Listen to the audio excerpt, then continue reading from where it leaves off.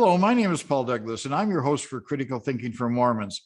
If you recall from episode 2, we introduced what critical thinking is and also why it's important. In this episode, we're going to focus more on the argument, as well as syllogisms, premises, and conclusions. The material that we're going to cover in this segment is not altogether easy to comprehend and demands much more than the kind of automatic or fast thinking that we talked about in episode 1. But a solid understanding of formal logic is extremely important before we get into logical fallacies, that is, informal logic. Let me start by showing you a clip. I'd like to have an argument, please. Certainly, sir. Have you been here before? No, this is my first time. I see. Try Mr. Barnard, room 12. Thank you. Hello. Is this the right room for an argument? I've told you once. No, you haven't. Yes, I have. When? Just now. No, you didn't. Yes, I did. Didn't. I did. Didn't. I'm telling you I did. You did not. Oh, I'm sorry. Is this a 5-minute argument or the full half hour? Oh, just the 5-minute one. Fine. Thank you. Anyway, I did. You most certainly did not. Now, let's get one thing quite clear. I most definitely told you. You did not. Yes, I did. You did not. Yes, I did. Didn't. Yes, I did. Didn't. Yes, I did. No, this isn't an argument. Yes, it is. No, it isn't. It's just contradiction. No, it isn't. Yes, it is. It is not. It is. You just contradicted me. No, I didn't. Oh, you did. No. You did just then. No, nonsense. Oh, look, this is futile. No, it isn't. I came here for a good argument. No, you didn't. You came here for an argument. Well, an argument's not the same as contradiction. Can be. No, it can't. An argument's a connected series of statements to establish a definite proposition. No, it isn't. Yes, it is. It isn't just contradiction. Look, if I argue with you, I must take up a contrary position. But it isn't just saying, no, it isn't. Yes, it is. No, it isn't. Argument's an intellectual process. Contradiction is just the automatic gainsaying of anything the other person says. No, it isn't. Yes, it is. Not at all. No, look. Thank you. What is an argument? Well, Michael Palin had it right. It isn't just contradiction. An argument is a connected series of statements intended to establish a proposition. No, it isn't. Yes, it is. The argument is fundamental to critical thinking. The first thing to recognize about the argument, as we use it in logic, however, is that it has nothing whatever to do with emotional confrontation. Like when someone says, I just had a terrible argument with my wife. In logic, an argument is a technical term that does not connote conflict or confrontation. In logic and critical thinking, the argument is defined as a series of statements, one being the conclusion and the others being the premises or the assumptions leading to that conclusion. The Greek philosopher Aristotle, 384 to 322 BCE, gave the world the idea of the argument, or as he referred to it, the categorical syllogism, which broadly is characterized as arguments with two premises supporting the conclusion, each premise sharing a common term with the conclusion, and the premises sharing a common term, the middle term, with each other. It was Aristotle who famously gave the example, all men are mortal, Socrates is a man, therefore Socrates is mortal. Aristotle called the object that we're talking about the subject of the sentence, men in this instance. What we say about the subject, are mortal, Aristotle called the predicate. A syllogism is a three-part logical argument based on deductive reasoning, in which two premises are combined to arrive at a conclusion. So long as the premises of the syllogism are true and the syllogism is correctly structured, the conclusion will be true. Syllogisms can be represented using the following three-line structure, in which A, B, and C stand for the different terms. An example of a syllogism is, all mammals are animals, all elephants are mammals, therefore all elephants are animals. In a syllogism, the more general premise is called the major premise, all mammals are animals, and the more specific premise is called the minor premise, all elephants are mammals. The conclusion joins the logic of the two premises, therefore all elephants are animals. As we see again in the same example, all men are mortal, Socrates is a man, therefore Socrates is mortal. If an argument of three statements is built where the subject of the first statement, men, is the predicate of the second statement, man, then the truth of the conclusion is guaranteed by the truth of the premises. Aristotle noted that the truth of some subject-predicate sentences has an effect on the truth of other subject-predicate sentences. This led him to construct what he called the square of oppositions. As you can see in the graphic, sentences 1 and 2, as well as 3 and 4, cannot both be true. The diagonal statements 1 and 4, as well as 2 and 3, are known contradictories, and one of them has to be true, but never both. The truth of one guarantees that the other, however, is false. 1 and 3, as well as 2 and 4, can both be true. If 1 is true, then 3 must be true. But 3 being true does not mean that 1 must be true. Using the square of oppositions, Aristotle noticed a mysterious fact. Take a sentence like Socrates is a man. If an argument of 3 statements is built where the subject of the first statement is the predicate of the second, then the truth of the third statement, called the conclusion, is guaranteed by the truth of the premises. Aristotle was all about deductive reasoning. Deductive reasoning works from the more general to the more specific. The other species is inductive reasoning, which works the other way, moving from specific observations to broader generalizations and theories. It's inductive reasoning that characterizes the scientific method. There are 3 common argument forms typically associated with deductive reasoning: the categorical syllogism, the disjunctive syllogism, and the hypothetical syllogism. Categorical syllogisms make claims about groups of things or categories. They use statements that refer to the quantity of members of a category, all, some, none, and denote membership or lack thereof of members of one category in another category. For example, premise 1, all cats are mammals. Premise 2, all mammals are animals. Conclusion, therefore all cats are animals. Or premise 1, all insects frighten me. Premise 2, that's an insect. Conclusion, therefore I'm frightened. The second form is the disjunctive syllogism. This type of syllogism has a disjunction as a premise, that is, an either-or statement. For example, premise 1, either my pet is a dog or my pet is a cat. Premise 2, my pet is not a cat. Conclusion, therefore my pet is a dog. And the third type of syllogism is the hypothetical syllogism. Hypothetical statements have 2 components. The if portion is referred to as the antecedent. It's the precipitating factor. The then portion is called the consequence. It is the resulting condition. For example, premise 1, if Jesus Christ arose from the dead, then he's the Son of God. Premise 2, Jesus Christ arose from the dead. Conclusion, therefore he is the Son of God. The categorical syllogism developed by Aristotle is probably not as useful as the hypothetical syllogism that was developed a century after Aristotle by the Stoic philosopher Chrysippus. If the witness is telling the truth, the defendant is guilty. The witness is telling the truth, therefore the defendant is guilty. Here's another example. If you have appendicitis, you'll have pains in your abdomen. You do not have pains in your abdomen, therefore you do not have appendicitis. A hypothetical syllogism is probably the most powerful reasoning tool for recognizing what may be true by identifying what's not true. It's the basis of the scientific method. It can take 2 forms, both beginning with an identical premise, with the keywords if and then. If A is true, then B must be true. This is called the premise. And of course, the premise must be correct or you'll not get reliable results. One form of the syllogism continues, A is true, therefore B is true. The other form continues, B is not true, therefore A is not true. Like many logical concepts, these also have Latin names. The first form, where A is true, is called modus ponens, meaning roughly the method of setting up, because it establishes that something is true. The second form, where B is false, is called modus tollens, meaning roughly the method of taking away, because it establishes that something is false.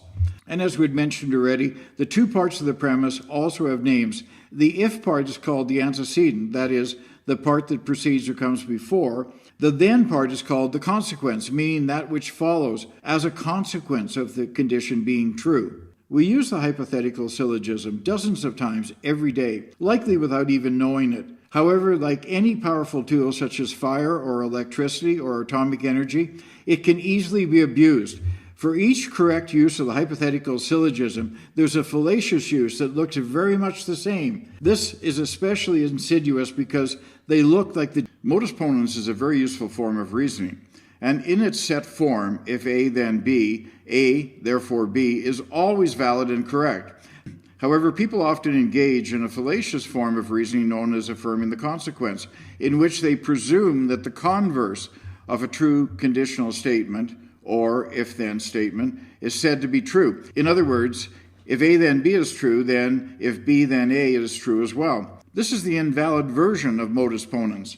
And as I've said before, these types of fallacious arguments look very much like the genuine article, but as critical thinkers will not be fooled. Here's an example. If I have the flu, then I'll have a fever. I have a fever, therefore I have the flu. This is obviously invalid. Many illnesses give rise to a fever, so the fact that I have a fever doesn't necessarily mean that I've got the flu. As you can see in the valid modus ponens argument, we have A, therefore B, whereas in the invalid affirming the consequence, we have B, therefore A. The affirming the consequence argument is formally incorrect. That is, the conclusion simply does not follow from the premises. In the conditional, if A then B, B is the necessary condition for A. But A is only a sufficient, not a necessary condition for B. The antecedent doesn't have to be true just because the consequence is true. An example. Premise 1. If God exists, then the universe would be finely tuned for the existence of life. Premise 2. The universe appears to be finely tuned for the existence of life.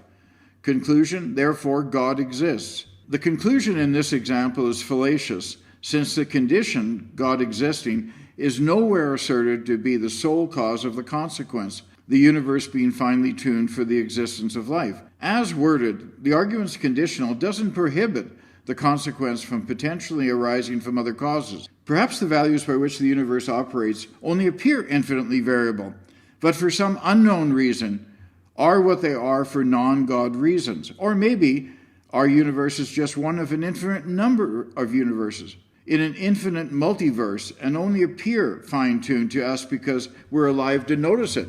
Affirming the consequence, then, is a formal logical fallacy, which has the logical form if A then B, B therefore A.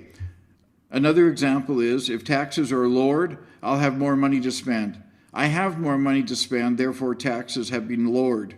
How about this one? If you're a stupid person, you do stupid things. You do stupid things, therefore you're a stupid person. Well, I do stupid things all the time, just ask my wife. But I don't think of myself as a stupid person. Here's one that you have no doubt come across in the church. If God reveals himself in the Book of Mormon, he will preserve a record of his revelation. God has preserved a record of his revelation, therefore God has revealed himself in the Book of Mormon. The second premise affirms the consequence of the first premise, and the conclusion then is the antecedent of the first premise, which means that the argument commits the fallacy of affirming the consequence. Have you ever heard these ones being expressed or implied? If you obey the commandments and attend your meetings, you'll be happy. You have not done so, therefore you're unhappy. Or, if the church is true, I'll feel joy in obeying the commandments. I am joyful, therefore the church is true. Or, if I ask God to tell me the Book of Mormon is true, he'll cause a burning in my bosom. I did get a burning in my bosom, therefore the book is true. Here's a common one in Mormonism that I find particularly insidious. The true church will grow until it covers the whole earth. The church is growing, therefore the church is true. Is this argument valid? Well, let's do a detailed critical analysis of this one. How about the first premise? The true church will grow until it covers the whole earth. Well, remember our two rules of critical thinking. Don't take things at face value, and don't let emotions sidetrack reason. Who says the true church will grow until it covers the whole earth? Well, D&C 5864 says, "For verily the sound must go forth from this place unto all the world, and under the utmost parts of the earth. The gospel must be preached unto every creature, with signs following them that believe."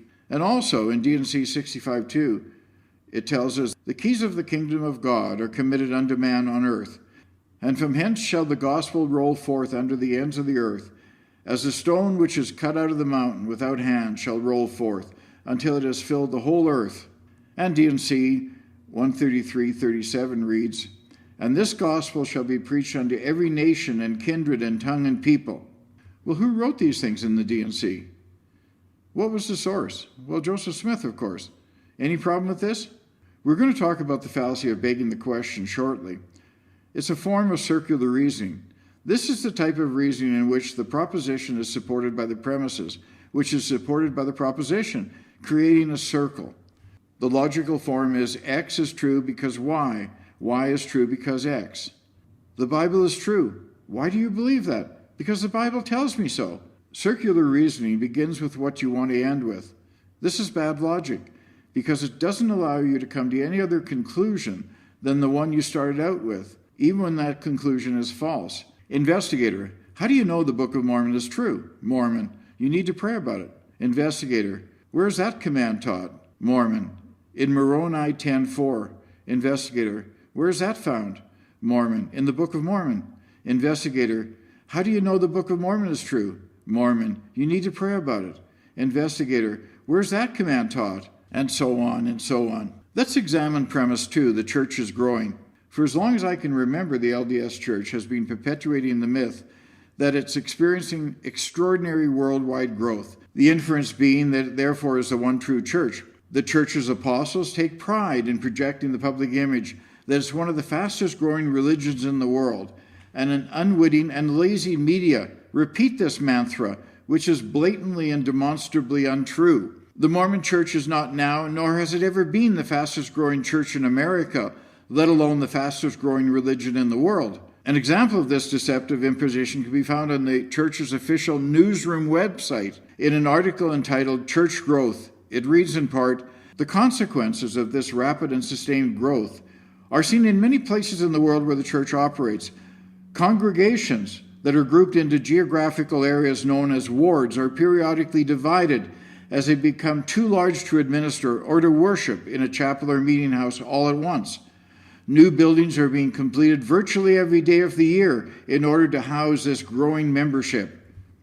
According to the National Council of Churches, the Church of Jesus Christ of Latter-day Saints is the second largest growing church in the United States. This article is misleading and factually incorrect in so many ways. It leads an unknowing public to believe that the Mormon Church is not just growing, but experiencing extraordinary growth. This is simply not true. The growth of the Mormon Church is all but over. The growth rate in 2020 was 0.6%.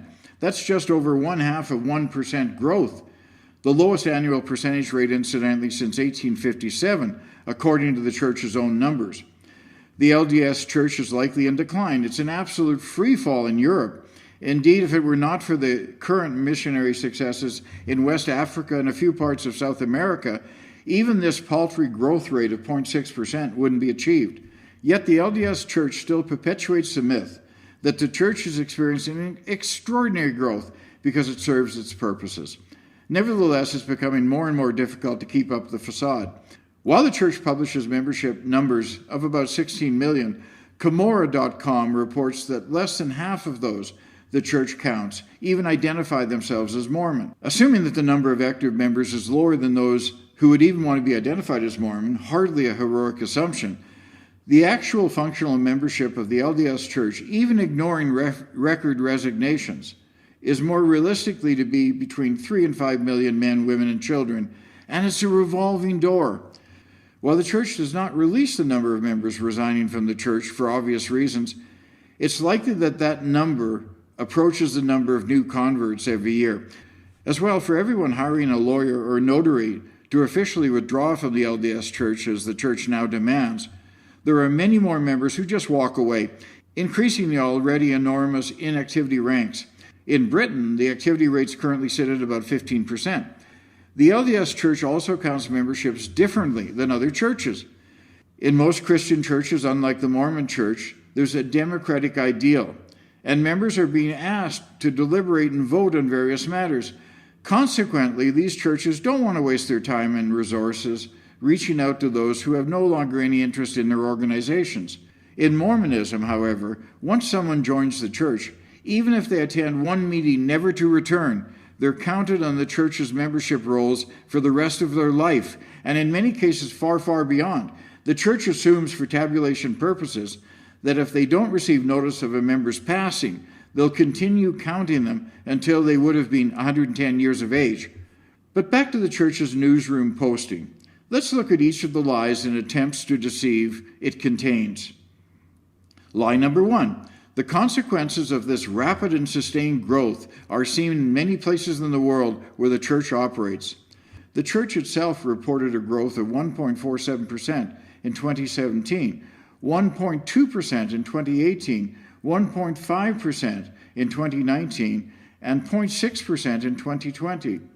In what universe can we consider this rapid and sustained growth? Deceptive statement number 1. Congregations that are grouped into geographical areas known as wards are periodically divided as they become too large to administer or to worship in a chapel or meeting house all at once. New buildings are being completed virtually every day of the year to house this growing membership. Well, virtually every day is not every day, and this statement is deceptive, as it sounds like the meeting houses are bursting at the seams because of all the new members flooding in. Deceptive statement number 2. The article goes on to state that according to the National Council of Churches, the Church of Jesus Christ of Latter-day Saints is the second fastest growing church in the United States. The article they're referring to was written over a decade ago by Melissa Wade, entitled "What are the fastest growing churches in the United States?" and is based on numbers that were collected in 2008. Not surprisingly, the Church's Post does not quote the National Council of Churches article directly, which goes on to state, Jehovah's Witnesses and the Church of Jesus Christ of Latter-day Saints, regarded by many Christians as cults, reported the largest membership increases in a year, according to the National Council of Churches 2008 Yearbook of American and Canadian Churches. Not only is this very old data from the Church's Almanac, published by Deseret News, and the official conference reports of the Church of Jesus Christ of Latter-day Saints, the actual functional membership in the church is less than 5 million people, with non-actives at more than double that number. Kimball's research also shows that active membership in the church is projected to be virtually the same in 2060, with non-active membership then being 4 times active membership. I personally think Kimball's projection for 2060 is likely optimistic, as his calculus was done prior to the most recent missteps and negative press the church has received, vis-a-vis its reversal of the ill-conceived exclusionary LGBTF revelation, and the sexually invasive youth worthiness interviews, as well as the disclosure of the church's $100 billion slush fund. Comora.com reports also that 75% of foreign LDS converts are not attending the church within a year of their conversion. In the United States, 50% of converts fail to attend after a year. It's also a real challenge to get honest membership statistics from the church itself.